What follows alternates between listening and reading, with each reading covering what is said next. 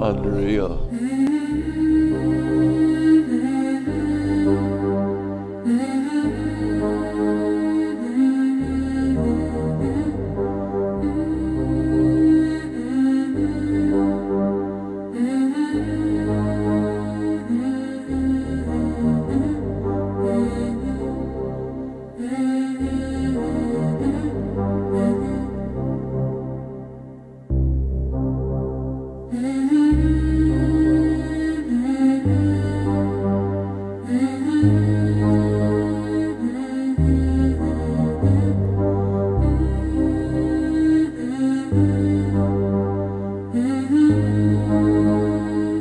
And if we can see, we can start to acknowledge that it's there.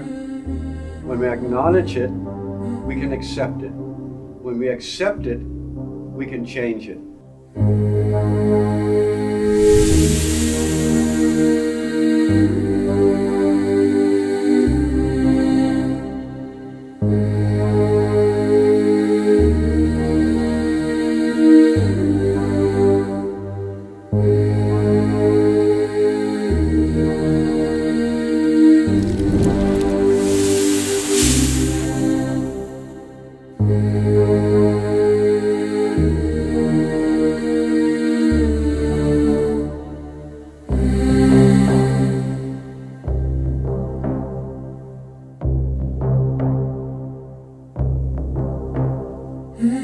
Mads Beyer har gennemført sin løbetur på 161 km rundt om Bornholm. Hvordan har benene det?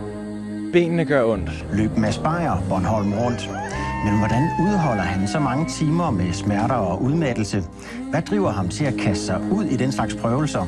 Og hvad er det, vi som mennesker lærer af at overskride vores grænser? Og velkommen til, Mads. Tusind tak. Jeg er glad for at være her.